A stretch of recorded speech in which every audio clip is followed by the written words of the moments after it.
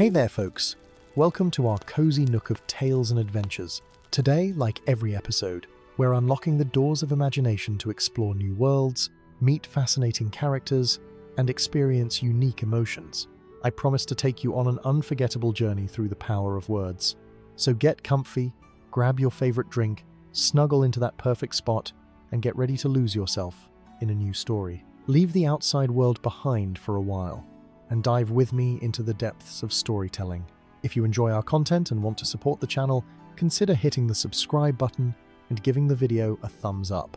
Now, without further ado, let's dive into today's story.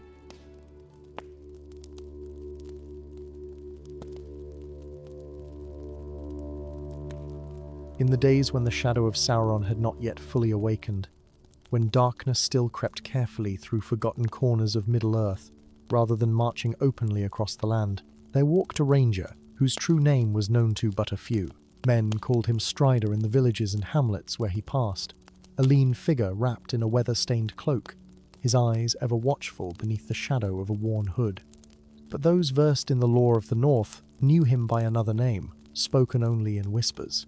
Aragorn, son of Arathorn, chieftain of the Dunedain, heir to a throne that had stood empty for more years than most kingdoms had existed. It was in the autumn of his 43rd year that Aragorn received word, which would test not only his skill with blade and bow, but the very wisdom that had been nurtured in him through long years in Rivendell, under the guidance of Elrond Half-Elven. The message came by way of a ranger who had ridden hard from the Weather Hills, his horse foam-flecked and trembling with exhaustion. The man himself was little better, his face drawn with fatigue and something deeper, something that spoke of terror barely held in check. Aragorn had been encamped in a hidden dell north of Bree, one of several secret places the rangers maintained in their endless vigil over the borders of the Shire and the lands beyond. 3 of his kinsmen were with him, hardy men who had walked the wild paths for decades, their faces weathered by wind and sun until they seemed carved from the same stone as the hills they guarded. They gathered around the messenger as he dismounted, catching him as his legs buckled beneath him. The tale the ranger told chilled even those accustomed to dark tidings. In the village of Arcate, nestled in the Chetwood north of Bree, something had come in the night. Not orcs, for the rangers knew well the signs of their passing. Not wolves, though wolf howls had been heard in the darkness. The villagers spoke of shadows that moved against the wind, of voices that whispered words in no tongue known to living men, of a cold that sank into the very bones and left strong men shivering by their brightest fires. 3 families had vanished in as many nights. Not fled, for their possessions remained undisturbed. Not taken by force, for there were no signs of struggle, no blood, no broken doors or shattered windows. They had simply ceased to be, as if they had never existed at all, save for the grief of those who remembered them and the empty houses that stood as silent testimony to their absence. What made the matter more urgent still was that among the missing was a woman named Morwen, who had given shelter to rangers on more than one occasion. She was one of those rare souls who saw past the rough exterior of the wandering men and recognized them for what they were, protectors walking a thankless path. Her daughter, barely 7 summers old, had been the last to vanish, taken from her very bed while Morwen slept in the next room. The woman's grief had driven her to the edge of madness, and she now refused to leave her cottage, sitting by the cold hearth and calling her daughter's name until her voice grew hoarse and failed. Aragorn listened to this account with a face that revealed nothing of his thoughts, though his hand had unconsciously moved to rest upon the hilt of his sword. When the messenger had finished and accepted a cup of water with shaking hands, Aragorn turned to his companions. The eldest among them, a grizzled ranger named Halbarad, who had known Aragorn since boyhood, met his gaze and gave a slight nod. No words were needed between them. Whatever evil had come to Arcate, it would not be allowed to remain. Yet even as they made ready to depart, Aragorn felt a disquiet in his heart that he could not entirely explain. He had faced many perils in his years as a ranger. He had tracked orcs through the Trollshores, battled wargs in the wild lands east of the Misty Mountains, and more than once stood against servants of the enemy who sought to extend their master's reach into the north. But this felt different somehow. The disappearances bore none of the marks of Sauron's usual methods, which tended toward violence and terror openly displayed. This was subtle, insidious, and perhaps all the more dangerous for its quiet approach. As the small company broke camp and set forth toward Arket, Aragorn found his thoughts drifting to his years in Rivendell, to the lessons taught him by Elrond and the lore-masters who dwelt in that house of wisdom. There were old evils in Middle-earth, powers that predated even the rise of Morgoth in the Elder Days, things that slumbered in forgotten places, and sometimes stirred when the stars aligned in certain patterns, or when some fool disturbed what should have been left undisturbed. The Rangers had long known that their vigil was not only against the servants of Sauron, but against all the remnants of darkness that lingered in the world.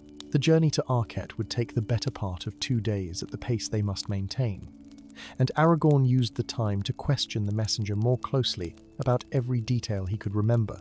What phase had the moon been in when the disappearances began? Had there been any unusual weather? Any strange lights seen in the sky?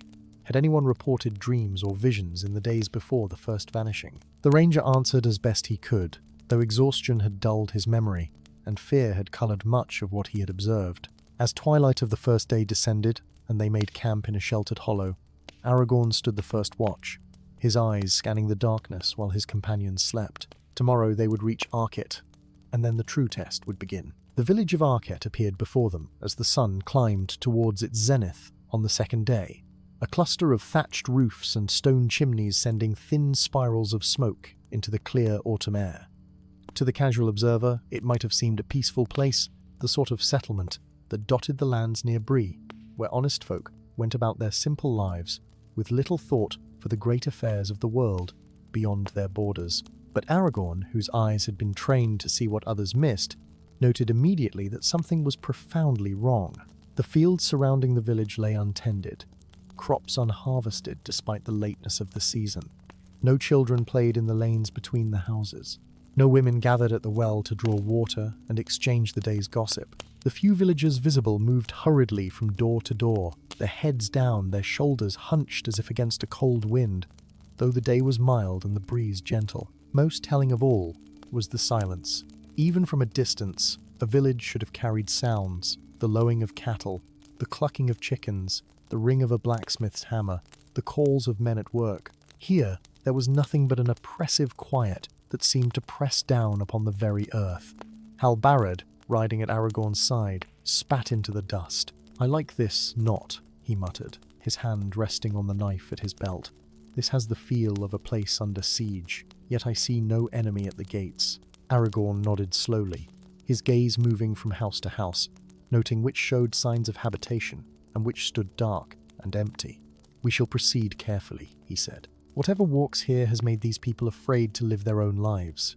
That fear may make them dangerous to strangers, even those who come to help." They entered Arket on foot, leading their horses, their weapons visible but not drawn.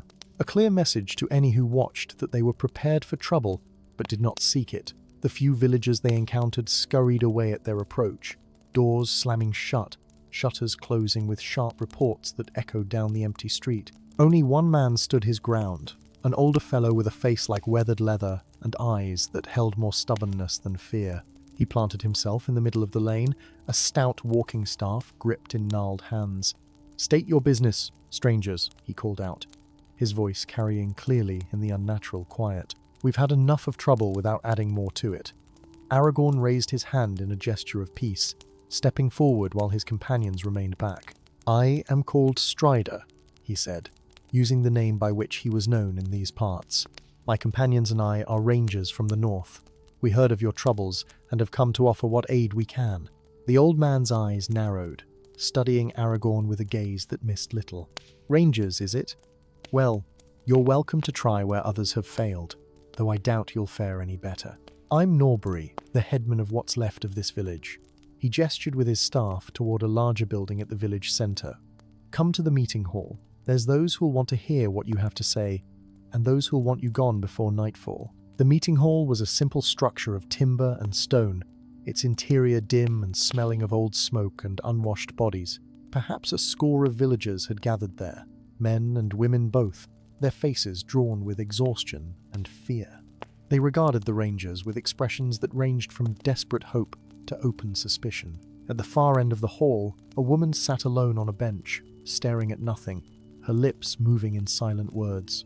Even from across the room, Aragorn could see the wildness in her eyes, the particular look of someone whose mind had been pushed to the very edge of breaking. "That's Morwen," Norbury said quietly, following Aragorn's gaze. "Her girl was the last taken 4 nights past. She hasn't spoken a coherent word since. Just calls for the child, over and over. Breaks the heart to hear it."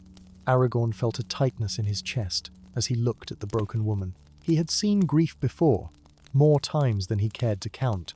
War and the malice of dark things left widows and orphans in their wake, and the Rangers did what they could to protect the innocent, but they could not save everyone. Still, each loss cut deep, a reminder of the price paid by ordinary folk who wanted nothing more than to live their lives in peace. He turned his attention to the assembled villagers, and when he spoke, his voice carried authority born not of rank or title, but of long experience and hard-won wisdom. "Tell me everything," he said. "Leave out no detail, no matter how small or strange it might seem. When did these disappearances begin? Has anyone seen or heard anything unusual? Are there any patterns to when or where people have been taken?" The villagers exchanged glances, each waiting for another to speak first. Finally, a younger man, his face pale and his hands trembling, stepped forward. "It began a fortnight ago," he said, his voice barely above a whisper. "Old Garth the miller was first. He lived alone since his wife passed 3 winters back. We didn't miss him right away, thought perhaps he'd gone to visit his son in Staddle. But when we went to check on him, we found his house empty. No sign of struggle, no note left behind. His supper was still on the table, half eaten, as if he'd simply stood up mid-meal and walked out, never to return." Others began to speak then, the words tumbling out as if a dam had broken. A family of 4, gone from their beds in the night. A young couple who had just wed, vanished from their cottage while their wedding gifts still sat unopened. Each tale was the same in its essentials. No violence, no obvious signs of what had befallen them, just emptiness where living people had been. Aragorn listened intently, his mind working through the information, seeking patterns, connections, anything that might point toward the nature of what they faced. When the villagers had finished their accounts, he began to ask questions, each one carefully chosen to illuminate some aspect of the mystery. "Have any of you experienced strange dreams?" he asked. "Visions or voices in the night? Has anyone felt compelled to go somewhere, to do something they could not explain?" The villagers shifted uncomfortably, exchanging furtive glances. It was clear from their reactions that something in his questions had struck home. Finally, an older woman, her face lined with worry and sleepless nights, spoke up. "My grandson," she said, her voice quavering. "He's been walking in his sleep these past nights. Twice I've found him standing at the door, his hand on the latch, trying to open it. When I wake him, he says he heard singing, beautiful singing, coming from the woods to the north. He says it called to him, promised him wonders if he would only follow." Aragorn felt a chill run down his spine despite the warmth of the crowded hall. Others among the villagers now nodded, admitting to similar experiences. Dreams of voices calling their names, visions of loved ones beckoning from the shadows, a compulsion to wander from their homes when darkness fell. Always, the pull came from the north, from the direction of the old forest that crowned the hills beyond the village boundaries. Halbarad moved to stand beside Aragorn, speaking in the grey tongue of the Rangers so the villagers would not understand. "This has the mark of something ancient," he said, his weathered face troubled. "Not orcs or wolves or any servant of the Dark Tower. Something else, something that hunts in ways the enemy does not employ." Aragorn nodded grimly. "I am thinking of the old tales," he replied in the same tongue. "Of spirits that lingered when the world was young, before the coming of the elves to Middle-earth. Things that fed on more than flesh and blood." He turned back to the villagers, switching once more to the common speech. "Has anything changed in the village recently?" he asked. "Any new arrivals? Any construction or digging that might have disturbed old ground? Think carefully. Sometimes these events are triggered by something that seems insignificant at the time." Norbury, the headman, scratched his chin thoughtfully. "Well," he said slowly, "there was one thing. About a month back, young Barlow and his brother were clearing stones from their father's north field, the one that borders the old forest. They found something buried there, a stone marker of some kind, covered in strange carvings. They moved it aside to make room for the plough. Barlow said the stone was heavy, heavier than it should have been for its size, and cold to the touch even in the warm sun. "Where is this stone now?" Aragorn asked, though he already suspected the answer. Norbury's expression grew troubled. "That's the thing," he said. "The boys left it at the edge of the field, meaning to look at it more closely later. But when they returned the next day, it was gone. They searched for it, but found no trace. Thought perhaps someone had taken it, though who would want such a thing, and why they would steal it in the night, we couldn't say." Aragorn exchanged a meaningful look with Halbarad. "A boundary stone," he said quietly. "A marker placed in elder days to contain something, or to warn against disturbing what lay beyond. And when it was moved, whatever it held in check was freed." The old ranger's face was grim. "If that's true," he said, "then we face something that has been imprisoned for uncounted years. Its hunger will be terrible, and its power perhaps greater than we can stand against." But Aragorn shook his head. "We will not know until we face it," he said, "and we cannot leave these people to suffer while we debate possibilities." He raised his voice so all in the hall could hear. "Tonight, my companions and I will keep watch. We will set wards around the village, and if anything comes in the darkness, we will face it. I ask that all of you remain in your homes after sunset, no matter what you hear or see. Bar your doors and windows, and do not open them for any reason until dawn. If you hear voices calling you, even voices of loved ones, do not answer. Do not go to them. It is a trick, a lure to draw you out." The villagers murmured among themselves, hope and fear warring in their expressions. One man, younger and bolder than the rest, spoke up. "What if it's not enough?" he asked. "What if these wards of yours don't hold? What then?" Aragorn met his gaze steadily. "Then we fight," he said simply. "And if we fall, you run. Take what you can carry and flee south to Bree. Do not look back, and do not return until you have word that it is safe." The meeting broke up shortly after, the villagers departing to their homes with instructions to gather what food and water they could and to prepare for a long night. Aragorn and his rangers remained in the hall, spreading out their gear and making ready for the coming ordeal. From her place at the far end of the room, Morwen watched them with vacant eyes, her lips still moving in that endless, soundless litany of grief. Aragorn approached her slowly, kneeling beside her bench so that his eyes were level with hers. "Morwen," he said gently, "can you hear me?" She showed no sign of recognition, her gaze looking through him rather than at him.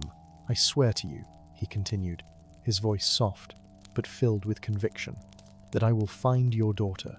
If she yet lives, I will bring her back to you. And if she has passed beyond the circles of the world, I will see that justice is done for her sake." For just a moment, something flickered in the woman's eyes, a spark of awareness, of desperate hope. Her lips ceased their movement, and she seemed to truly see him for the first time. Then the spark faded, and she returned to her private world of grief, leaving Aragorn to wonder if his words had reached her at all. As the afternoon shadows lengthened, and the sun began its descent toward the western hills, Aragorn and his rangers set about their preparations with practiced efficiency. They moved through the village in pairs, examining every house, every lane, every shadowed corner where darkness might gather when night fell. Halbarad carried with him small leather pouches filled with herbs and minerals, substances known to the wise for their properties against evil things. At each doorway, each window, he would sprinkle a measure of this mixture while speaking words in the ancient tongue, words of warding and protection that had been passed down through generations of the Dunedain. Aragorn himself walked the perimeter of the village, his keen eyes scanning the ground for signs that others might miss. Here and there he paused, kneeling to examine a patch of earth or a blade of grass, his fingers tracing patterns invisible to ordinary sight. What he found troubled him deeply. The very soil seemed wrong somehow, drained of vitality, as if something had been drawing sustenance from the land itself. Plants that should have been green and vigorous in the mild autumn weather showed signs of withering, their leaves curled and brown at the edges. Even the insects seemed fewer than they should be, and those he did see moved sluggishly, as if the life force had been partially leached from them. At the northern edge of the village, where the last houses gave way to wildland and the forest began its climb into the hills, Aragorn found what he had been seeking. The ground here was disturbed, not obviously so, but enough that his trained eye could read the signs.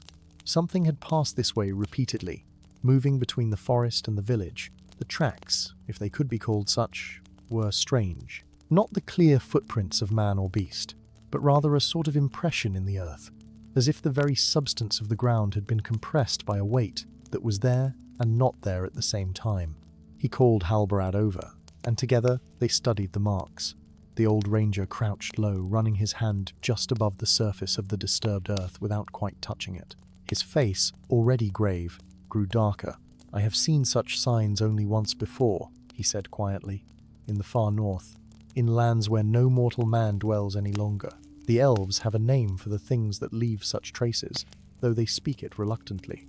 Ulairi they call them, the houseless ones, spirits that lost their forms in ages past, but hunger still for the warmth of living flesh, the taste of mortal life."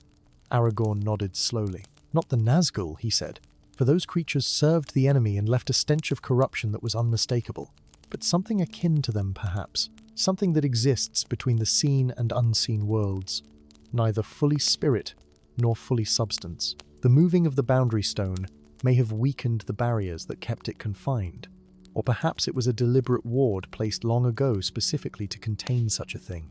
They returned to the village centre as twilight deepened, gathering the other rangers to share what they had learned and to make final preparations for the night ahead. The plan was simple in concept, though perilous in execution. They would divide their forces, posting watchers at intervals around the village perimeter, with particular attention given to the northern approaches where the disturbances seemed strongest. Aragorn himself would take the most dangerous position, standing watch at the very edge of the settlement where the forest shadows began. But before they could take their positions, there was one more task that required attention. Aragorn sought out Norbury, finding the old headman making rounds among the houses, ensuring that each family had secured their dwellings and understood the importance of remaining inside, no matter what occurred. The headman's weathered face showed the strain of the past weeks, but his resolve remained firm. He was a leader who would stand with his people to the end, and Aragorn respected that. "I need to know more about that field where the stone was found," Aragorn said without preamble. "Is there anyone in the village who knows the history of that land? Any old tales or legends associated with it?" Norbury scratched his chin thoughtfully. "Well," he said, "there's old Cedric. He's near on 90 winters, and his mind wanders a bit, but he knows more lore about these parts than any living soul. Lives in the cottage with the blue door, just down the lane. His granddaughter looks after him." Aragorn found the cottage easily enough, and the granddaughter, a sensible woman in her middle years, admitted him readily once he explained his purpose. Cedric sat in a chair by the fire, wrapped in blankets despite the warmth of the room, his eyes bright and alert, in a face seamed with age. The old man studied Aragorn for a long moment, then nodded, as if satisfied with what he saw. "You're one of the North folk," he said, his voice surprisingly strong. "I can see it in the way you carry yourself. My grandfather's grandfather told tales of men like you, rangers who walked the wild lands keeping watch over those who no longer remembered why such watching was needed." Aragorn pulled up a stool and sat facing the old man. "I need to know about the North Field," he said, "the one where the boundary stone was found. What can you tell me about it?" Cedric's eyes grew distant, looking into memory rather than at the room around him. "Ah," he said softly, "that field. In my youth we called it the Barrow Field, though there's no barrow there that any can see. The old folk said it was a cursed place, that something evil had been laid to rest there in days beyond recall. They said a great warrior of the ancient North had fought a terrible battle on that ground, had defeated something that should not have been abroad in the world of the living, and had bound its remnant with spells and stones of power." The old man's gaze sharpened, focusing once more on Aragorn. "They said that as long as the stones remained in their places, the binding would hold. But if ever they were moved or broken, what had been imprisoned would walk again, seeking revenge upon the descendants of those who had bound it. I thought it was just an old tale, the kind of story told to frighten children into obedience. But now, hearing of these disappearances, I wonder if perhaps there was more truth to it than I believed." Aragorn leaned forward, his attention wholly focused on the old man's words. This warrior who bound the evil, he asked, "Do the tales say anything of his name or lineage? Any detail, no matter how small, might prove valuable." Cedric closed his eyes, reaching back through decades of memory. "The name has been lost to time," he said slowly, "but the tales spoke of him as a king's man, one who served the high throne of the North in the days when Arna still stood whole and mighty. He bore a sword that gleamed with its own light, and he spoke words of power that made the very stones obey his command. After the binding was complete, he set markers upon the ground, 7 stones arranged in a pattern that held the seal. 3 of those stones were moved over the years, taken by folk who knew not what they did. But 4 remained, and the binding weakened but held. Until now, 7 stones, Aragorn repeated, his mind racing through implications, and only 4 still stand. The one moved recently must have been crucial to the pattern, perhaps the keystone that anchored the others.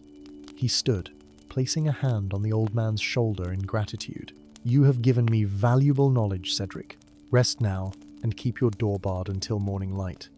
The old man nodded, but as Aragorn turned to leave, he spoke once more. "Ranger," he said, his voice barely above a whisper, "the old tales said one thing more. They said that the evil bound in that field could not be destroyed, only contained. The warrior who fought it was slain in the battle, though he won the victory with his dying breath. If you face this thing tonight, remember that. Do not seek to destroy what cannot be destroyed. Seek instead to bind it once more." Darkness had fallen fully by the time Aragorn returned to where his rangers waited. The village lay quiet, every door barred, every shutter closed, no light showing save the faint glow of banked fires glimpsed through cracks in the shutters. The moon had not yet risen, and the stars seemed dim and distant, as if even they drew back from what was to come. The rangers stood ready, their weapons at hand, their faces set with the grim determination of men who had faced death before and knew they might face it again this night. Aragorn gathered them close, speaking in low tones so his voice would not carry beyond their circle. "What we face tonight is ancient and powerful," he said. "It cannot be killed by blade or arrow, but it can be fought. We must hold it at bay until I can find a way to renew the binding that once contained it. Above all, we must not let it reach the villagers. If it touches them, if it draws them out into the darkness, they will be lost as surely as those who have already vanished." Halbarad, who had fought at Aragorn's side through countless perils, nodded gravely. "What is your plan?" he asked. Aragorn's jaw tightened. "I will go to the North Field, to the place where the boundary stone was moved. If there is a way to restore the binding, I will find it there. The rest of you will form a line between the field and the village. Do not engage the creature directly unless you must. Use fire if you can. The old evils fear flame, for it reminds them of the light they have forsaken. And if the worst comes to pass, if I fall and the binding cannot be renewed, you must lead the villagers to safety. Promise me this." The rangers exchanged glances, and though reluctance showed in every face, they gave their word. They knew Aragorn well enough to understand that he would not ask this lightly, and that arguing would waste precious time. They clasped hands in the manner of the Dunedain, each to each, a gesture of brotherhood and trust that needed no words. Then they moved to their positions, disappearing into the shadows with the silence that was the hallmark of their craft. Aragorn stood alone for a moment at the village edge, looking north toward the dark mass of the forest. The night air had grown cold, far colder than the season warranted, and he could see his breath misting before him. There was a quality to the silence that set his teeth on edge, an absence not just of sound, but of life itself. No owl called, no fox barked, no small creatures rustled in the undergrowth. It was as if every living thing with the sense to flee had done so, leaving only humans too stubborn or too frightened to abandon their homes. He checked his weapons one final time. His sword, the blade that would one day be reforged as Anduril but was now still the broken remnants of Narsil, carried in a plain scabbard, hung at his side. He carried also a long knife of Westernesse make, its edge honed to a razor sharpness, and a bow of yew wood, with a quiver of arrows fletched with grey goose feathers. But he knew that these tools, deadly as they were against mortal foes, might prove useless against what he was about to face. His true weapons tonight would be knowledge, will, and the small spark of the ancient magic that flowed in his veins, the legacy of Númenor and the Eldar blood that ran thin but true through the line of Elros. As he began his walk toward the North Field, he became aware of a sound rising on the still air. At first it was so faint he thought he might be imagining it, but it grew steadily stronger, singing, high and sweet, and unbearably sad, wordless but filled with longing and loss. It spoke of beauty faded, of glories diminished, of love turned to grief, and hope transformed into despair. Aragorn felt the pull of it, felt the desire to follow that voice, to surrender to its promise of an end to struggle, an end to the endless burdens he carried. But he had been trained by the wise, had spent years in Rivendell learning to guard his mind against such enchantments. He wrapped his will around himself like armor and pressed forward. The field appeared before him, a patch of open ground silvered by starlight. He could see the disturbed earth where the boundary stone had been moved, a raw scar in the landscape. And there, at the center of the field, something was taking shape.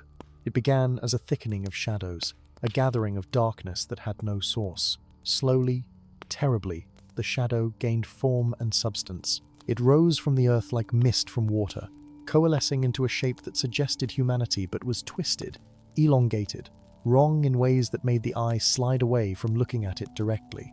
Aragorn could see through it to the field beyond, yet at the same time it possessed a terrible solidity, a presence that pressed against the world like a weight too great for reality to bear. Where it moved, the grass beneath withered and died, the very air growing thick and hard to breathe. The singing grew louder, though the creature's form possessed no mouth that Aragorn could discern. The melody wrapped around him, trying to find purchase in his heart, seeking out old sorrows and griefs to amplify and exploit. He saw faces in his mind, people he had failed to save over the long years of his service. The ranger who had fallen to orc arrows while Aragorn fought 3 opponents at once. The family of farmers he had found too late, their house burned and bodies cold.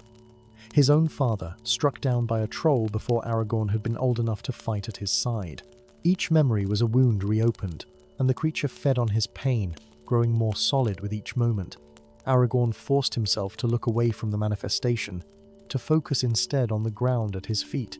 There, barely visible in the starlight, he could see markings in the earth, the pattern of the 7 stones, or rather, what remained of it. 4 stones still stood, though they had been pushed outward from their original positions by roots and time and the slow movement of the earth. 3 gaps showed where stones had been removed. The most recent gap, where young Barlow and his brother had moved the boundary marker, formed the northern point of what had once been a perfect heptagon. The lore he had learned in Rivendell came back to him now. Knowledge gleaned from ancient texts and the teaching of Elrond himself. Binding such as this required not just the physical markers, but words of power to seal them. Words in the languages that had shaped the world before the coming of the younger kindreds. He had studied those tongues, could speak them after a fashion, but to use them for such a purpose required certainty and strength of will. A single hesitation, a moment's doubt, and the binding would fail. He began to walk the perimeter of the pattern, moving sunwise as was proper for wards of protection. As he walked, he spoke the words, and his voice seemed to take on resonance and power, echoing strangely in the dead air. The creature noticed him then, and the singing changed, became angry, discordant. It moved toward him with terrible swiftness, and Aragorn felt the cold of its presence wash over him like a wave of ice water. His breath came in gasps, and frost formed on his beard and eyebrows. But he did not stop walking, did not cease his chanting. The creature reached for him with appendages that were sometimes hands, sometimes claws, sometimes merely wisps of shadow. Where it touched his cloak, the fabric aged and rotted, falling away in tatters. He felt its fingers, cold beyond any natural cold, brush against his face, and pain lanced through him as if his very life force was being drawn out. Still, he continued the ritual, his voice growing stronger rather than weaker, fed by a determination that ran deeper than flesh and bone. Behind him, from the direction of the village, he heard shouts and the clash of steel. The creature had not come alone. Other shadows, lesser manifestations perhaps, or simply the overflow of its malevolent presence, had descended upon the ranger line. He heard Halbarard's voice raised in a battle cry, heard the twang of bowstrings and the crackle of fire as someone set a torch to dry grass. But he could not turn to help, could not break the pattern of his walking, or cease the flow of his words. Everything depended on completing the binding. He reached the gap where the boundary stone had been moved, and here the creature's attack intensified. It seemed to know that this was the crucial point, the place where the seal was weakest. Aragorn felt himself being pulled toward it, felt the overwhelming desire to simply lie down in the cold earth and let the struggle end. He was tired, so tired. He had been fighting for so long, bearing burdens that should have been shared by many, but fell instead on his shoulders alone. What difference would it make if he failed here?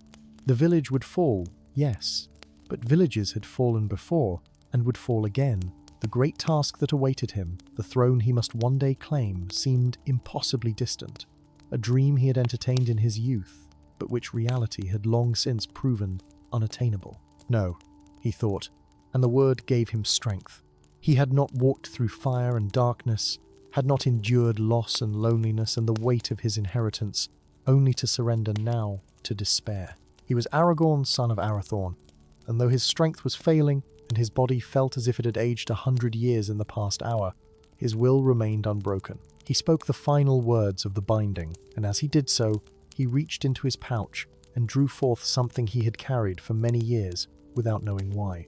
A small stone, smooth and round, that he had found as a boy in the ruins of Anaminas. He had kept it because it felt significant somehow, because something in him recognized it as a thing of power, though he had never discovered its purpose. Now, standing at the gap in the pattern, he understood. This stone was one of the missing markers, lost centuries ago, and waiting through the long years for one who could recognize it and restore it to its proper place. He set it in the earth, pressing it down firmly, and as it touched the soil, light blazed forth. Not the harsh light of fire, but the clean white light of stars, the light that had shone before the sun and moon were made. The creature recoiled from the light with a shriek that was felt rather than heard, a vibration that ran through the ground and up through Aragorn's bones. It thrashed and writhed, its form becoming less distinct, more transparent, as if the light was burning away the substance it had gathered. But even as it weakened, it lashed out with renewed fury, and Aragorn felt something strike him in the chest with the force of a battering ram. He was thrown backward, landing hard on the frost-rimed grass, the breath driven from his lungs. For a moment, the world spun around him, stars and earth trading places in a dizzying whirl. He tasted blood in his mouth and felt warmth spreading across his ribs where the creature had struck him. Broken bones, certainly, perhaps worse. But there was no time to assess the damage, no time to give in to pain or weakness. The binding was incomplete. 5 stones now anchored the pattern, but 2 gaps remained, and through those gaps the creature was still drawing power, still maintaining its hold on the world of the living. Aragorn forced himself to his feet, swaying, one hand pressed against his injured ribs. He could hear the sounds of battle more clearly now, and what he heard filled him with dread. The shouts of the rangers had taken on a desperate quality, and he heard screams from the village itself. The lesser shadows had broken through the line, were moving among the houses. He heard doors being battered, heard the terrified cries of villagers who had barred themselves in but found their defenses insufficient against entities that could slip through cracks and crevices like smoke. He had to finish this, and quickly, before more lives were lost. But where were the other stones? The one he had carried had been a chance discovery, a gift of fate or providence. He could not count on finding the others so easily. Yet even as despair threatened to overwhelm him once more, he felt a strange pulling sensation, as if invisible threads connected him to something nearby. He stumbled forward, following that pull, and his foot struck something hard beneath the withered grass.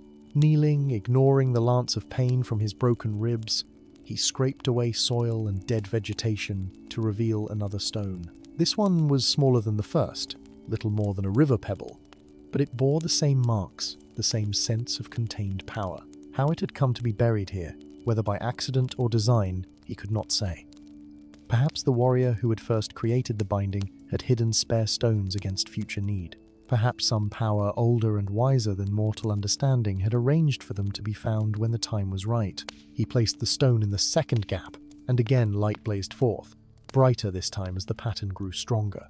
The creature's shriek was louder now, filled with rage and terror. It knew it was being forced back, felt the walls of its prison closing in once more. It threw itself at Aragorn with all the fury of a thing that knows it faces annihilation or eternal imprisonment, and this time he could not avoid the attack. The cold enveloped him completely, and he felt his strength being drained away with terrible swiftness. His vision dimmed, and darkness crept in at the edges of his sight. He tried to maintain his grip on consciousness, tried to continue searching for the final stone, but his limbs would not obey him. He fell to his knees, then to his side, curling around the pain in his chest and the deeper cold that seemed to be freezing his very soul. Through the gathering darkness, he saw figures running toward him across the field, his rangers, abandoning their posts to come to his aid. He wanted to shout at them to stay back, to maintain the line protecting the village, but he could not force the words past his frozen lips. Halbarad reached him first, sliding to his knees beside Aragorn's fallen form, his weathered face twisted with concern and anger. The old ranger drew his sword and struck at the creature, and though the blade passed through its shadowy form without seeming to cause harm, the act of defiance gave Aragorn a moment's respite. The creature's attention shifted, dividing itself between the wounded chieftain and this new threat. Other rangers arrived, forming a circle around Aragorn, their weapons raised, torches blazing. The creature hesitated, its form flickering and shifting, as if uncertain which target to assault. In that moment of hesitation, Aragorn felt something pressing against his palm. He looked down to see that his hand had closed around a third stone, this one no larger than a cherry pit. It must have been there all along, buried in the soil where he had fallen, waiting for him to find it. With the last of his strength, he crawled toward the final gap in the pattern, dragging himself across the frozen ground while his rangers fought to hold back the creature. He could feel the cold pursuing him, could feel the creature's rage focused on him once more. It knew what he was trying to do, understood that this was its last chance to prevent its imprisonment. It surged past the rangers, their weapons and their fire, proving insufficient barriers against its desperate fury. Aragorn felt it seize him, felt those terrible fingers digging into his flesh, seeking his heart, seeking to tear the life from him before he could complete the binding. But he was the heir of Númenor, the descendant of kings and the student of the wise, and he would not be stopped so easily. With a cry that was part defiance and part anguish, he thrust his hand forward and pressed the final stone into its place. The light that erupted was blinding, a pillar of radiance that shot upward into the night sky and spread outward in all directions. The creature was caught in that light, pinned like an insect in amber, and Aragorn heard its final scream of rage and despair as it was drawn inexorably back into the earth from which it had emerged. The light faded slowly, leaving behind a silence so profound it seemed to ring in the ears of all who stood in that field. The lesser shadows that had been assaulting the village and the ranger line simply ceased to exist, dissipating like morning mist under the sun. The unnatural cold that had gripped the night began to ease, and the stars above seemed to shine more brightly, as if they too were relieved that an ancient wrong had been set right. Aragorn lay where he had fallen, barely conscious, his breathing shallow and laboured. Halbarad knelt beside him, his calloused hands gentle, as he examined the injuries his chieftain had sustained. The old ranger's face was grim as he took in the extent of the damage. Broken ribs, certainly, and something worse besides. Where the creature had touched Aragorn, dark marks had appeared on his skin, like frostbite but deeper, more insidious. These were wounds that went beyond the flesh, touching the spirit itself. "We need to get him to shelter," Halbarad said, his voice tight with worry. "And we need help beyond what our simple field medicine can provide. Is there a healer in the village?" One of the other rangers, a younger man named Beregond, shook his head. "Only old Mara, who knows herbs and simples, but nothing that could treat wounds such as these. The nearest true healer is in Bree, a day's hard ride away." Aragorn stirred at these words, forcing his eyes open despite the waves of pain and exhaustion that threatened to drag him back into darkness. "Not Bree," he whispered, his voice barely audible. "The villagers. Check on them first. And the missing ones. They may yet live, trapped somewhere between worlds. We must search before the dawn comes." Halbarad looked as if he wanted to argue, but he knew Aragorn well enough to understand that the stubborn fool would only injure himself further, trying to carry out the search himself if others did not do it for him. "Very well," he said. "Beregond, take 2 men and search the field thoroughly. Look for any sign of the missing villagers. I will take Aragorn to the village and see what comfort we can provide there." They fashioned a rough litter from their cloaks and carried Aragorn back toward Arket. As they approached, doors began to open cautiously, and villagers emerged, their faces pale and frightened, but alive. The attack had been terrifying.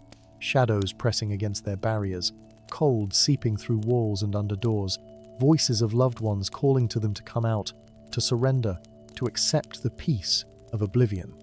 But the wards Halbarad had set had held, and the villagers' own determination not to abandon their homes had proven stronger than the creature's lure. Norbury was among the first to greet the returning rangers, his weathered face showing both relief and concern. The headman took in Aragorn's condition with a single glance and immediately began organizing the villagers. "Someone fetch Mara," he commanded, "and prepare the meeting hall. We will make a place for the ranger there. Bring blankets, hot water, whatever medicinal supplies we have. This man has saved us all, and we will do whatever we can to save him in return." They carried Aragorn to the hall and laid him on a makeshift bed near the hearth. Mara arrived, a bent old woman with eyes that missed nothing despite her age. She examined Aragorn's wounds with gentle efficiency, her face growing more troubled with each passing moment. She prepared poultices of herbs whose names Aragorn did not know, speaking words over them in a dialect that seemed older than the common speech. These she applied to his injuries, and he felt some measure of relief, though he knew that the deeper damage, the spiritual wounds left by the creature's touch, would require more than herbs to heal. As Mara worked, Morwen appeared in the doorway. The woman who had sat in vacant grief for days now moved with purpose, her eyes focused and clear. She approached Aragorn's bedside and knelt there, taking his hand in both of hers. "You promised," she said simply, her voice steady despite the tears streaming down her face. "You promised to find my daughter." Aragorn squeezed her hand weakly. "The search continues," he said. "My men are looking now. If she can be found, we will bring her home to you." Even as he spoke, there came a commotion from outside, voices raised in excitement and wonder. Beregond burst into the hall, his face flushed with exertion and joy. "We found them," he called out. "All of them. They were in the field, lying in a circle around where the creature had been, unconscious but breathing, every last soul who had vanished." A wave of relief and jubilation swept through the assembled villagers. Morwen pressed Aragorn's hand to her forehead, her shoulders shaking with sobs that were now tears of joy rather than grief. "Thank you," she whispered, over and over. "Thank you." The missing villagers were brought in one by one, carried by neighbors and family members who wept to see them alive. They were unconscious, yes, and cold, their skin bearing the same dark marks that Aragorn carried, but they breathed and their hearts beat. Mara moved among them, applying her poultices, speaking her ancient words of healing. Slowly, over the course of the next hour, they began to stir. First one, then another, their eyes opening with confusion and fear that gradually gave way to wonder as they realized they were home, they were safe, they were surrounded by loved ones. Morwen's daughter was among the last to wake. The child opened her eyes and looked up at her mother's face, and recognition and love flooded her features. "Mama," she said in a small, wondering voice, "I had the strangest dream. I dreamed I was flying through the stars, and there was singing, such beautiful singing. But then I heard you calling me, and I wanted to come home." Morwen gathered her daughter into her arms, holding her as if she would never let go. All around the hall, similar scenes played out as families were reunited, as those who had been lost were found, as grief transformed into joy. The villagers spoke in hushed tones of miracles and deliverance, of the rangers who had come to their aid in their darkest hour. But Aragorn, watching these reunions from his bed, felt no sense of triumph. He had done what needed to be done, had fulfilled his duty as he had sworn to do, but the cost had been high, and he knew that the wounds he carried would not heal quickly, if indeed they healed at all. 3 days passed before Aragorn could stand without assistance, and even then the pain in his ribs made every breath an ordeal.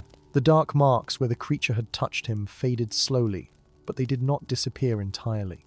They remained as faint silver scars, like the tracks of frozen tears upon his skin. Mara said they would likely stay with him for the rest of his days, a permanent reminder of the price he had paid to save the village. The healer had done what she could, but she was honest about the limits of her knowledge.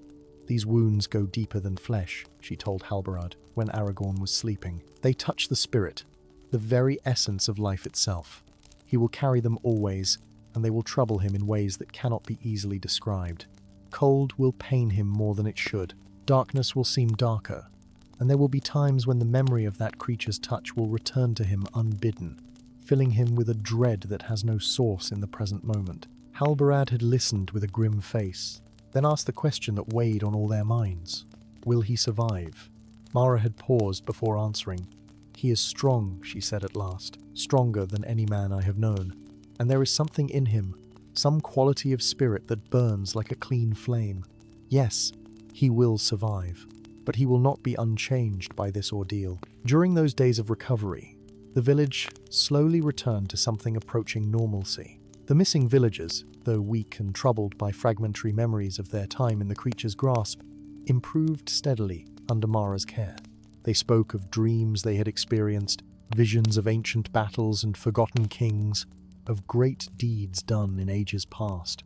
Some claimed to have seen the face of the warrior who had first bound the creature, a tall man with grey eyes and a bearing of command that reminded them, they said, of the ranger who now lay recovering in their meeting hall. The fields were tended once more, and harvest began in earnest, though all work ceased at sunset, and no one ventured forth after dark. The villagers had learned a lesson about the dangers that lurked in the wild places, the perils that waited for those who disturbed things best left undisturbed. Norbury ordered that the north field where the boundary stones stood should be marked clearly, with warnings posted that none should approach it or attempt to move any stone they might find there. On the fourth day, Aragorn was well enough to walk with support out to the field itself. He wished to see the binding he had created, to ensure that it was stable and would hold for years to come. Halbarad accompanied him, ready to catch him if he faltered, and together they made their slow way to the site of the battle. The 7 stones stood in their pattern, each one glowing faintly with an inner light visible only to those who knew how to look. The ground within the circle they formed was dead, nothing growing there, but the corruption had been contained. It no longer spread outward to poison the surrounding land.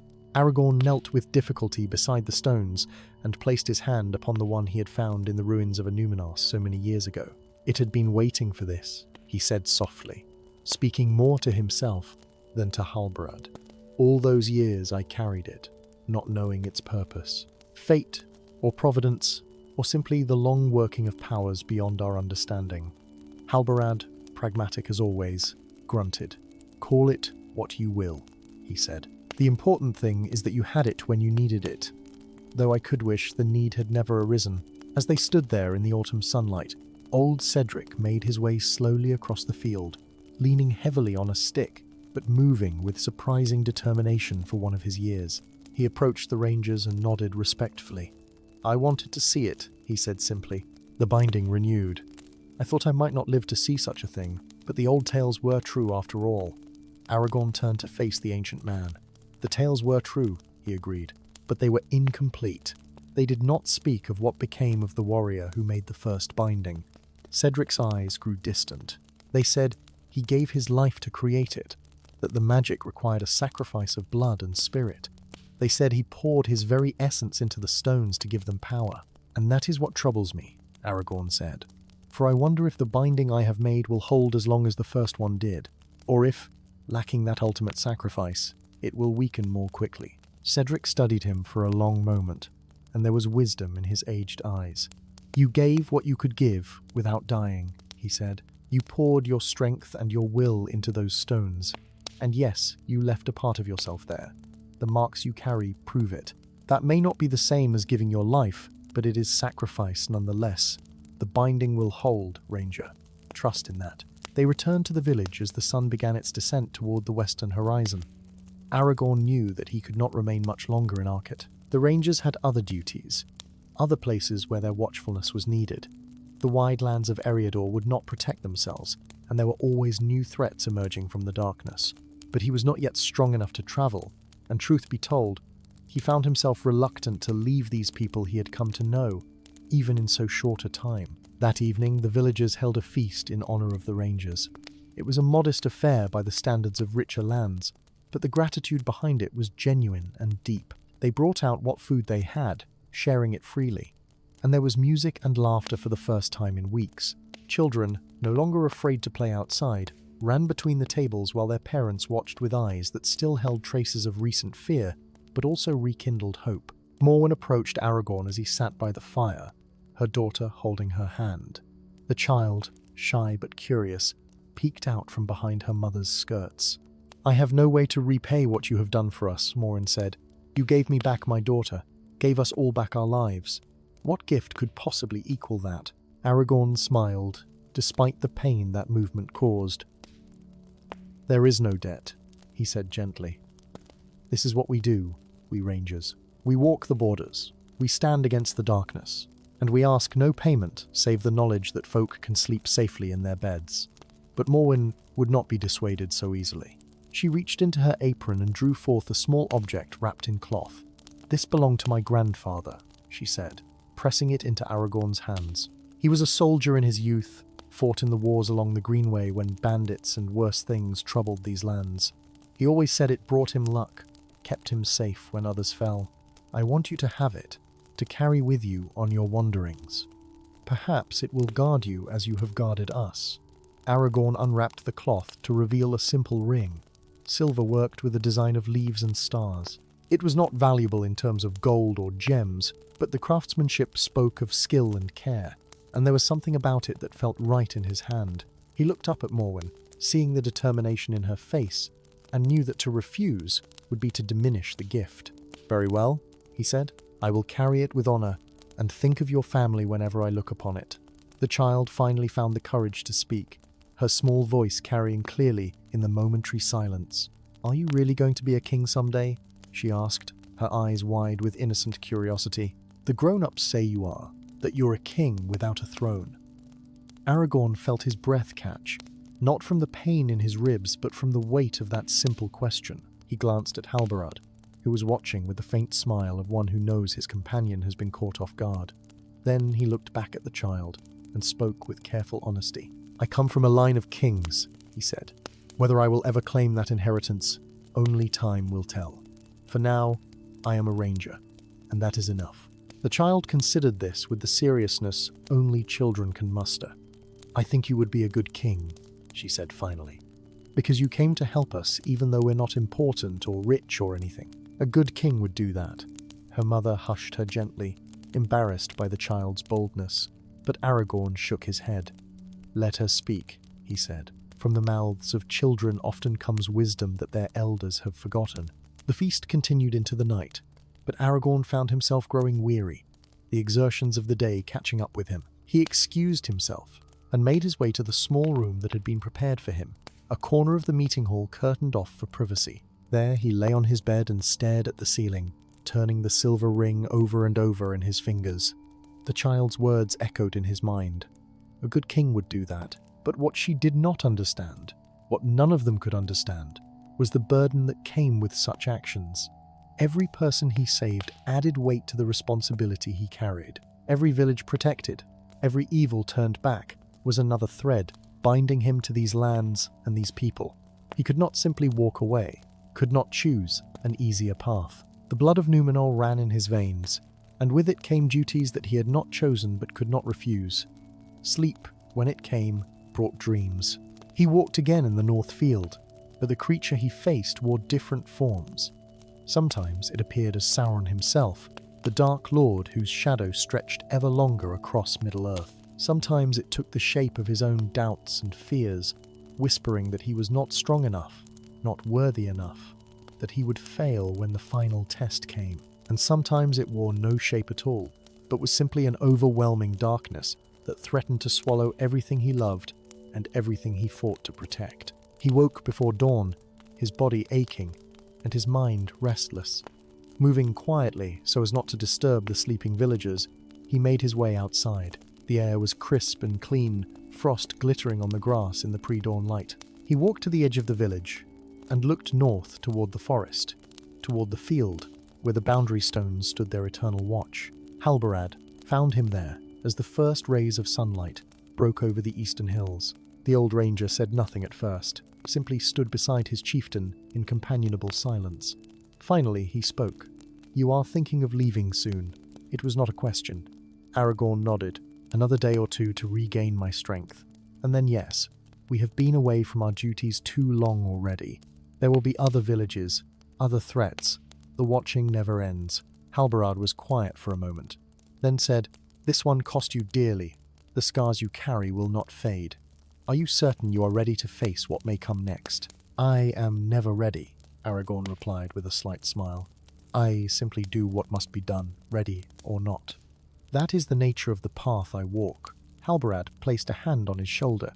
a gesture of solidarity and support that needed no words. Together they watched the sun rise, painting the sky in shades of gold and crimson, driving back the shadows of night. 2 days later, when Aragorn and his rangers rode out of Arquette, the entire village turned out to see them off. They lined the road, these simple folk who had faced darkness and survived, and they called out their thanks and blessings. Children waved, women wept, and men stood with heads bowed in respect. Norbury clasped Aragorn's hand one final time. "If ever you have need of us," he said, "if ever we can repay even a fraction of the debt we owe, you have only to send word."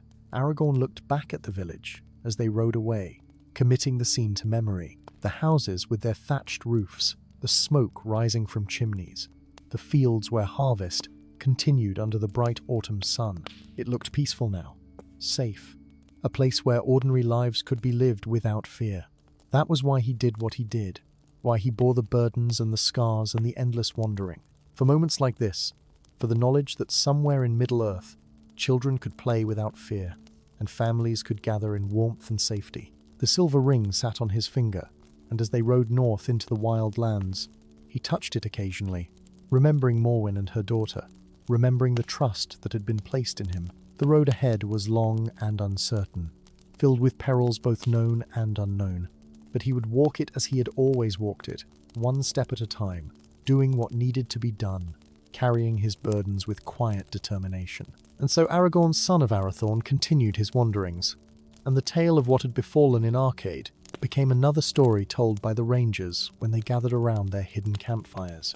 A reminder that the ancient evils still lingered in forgotten places, but also that courage and sacrifice could hold them at bay. The scars he carried from that night would remain with him always, silver marks upon his skin that would one day be seen by those who knew him as king, and they would wonder at their origin but would not ask, for some wounds run too deep for easy telling. Thus ends the tale of Aragorn and the bound spirit of Arquette, a story from the years of his wandering, before the War of the Ring, before the throne was reclaimed, when he was simply Strider the Ranger, walking the wild lands and keeping watch over those who knew not that they were guarded.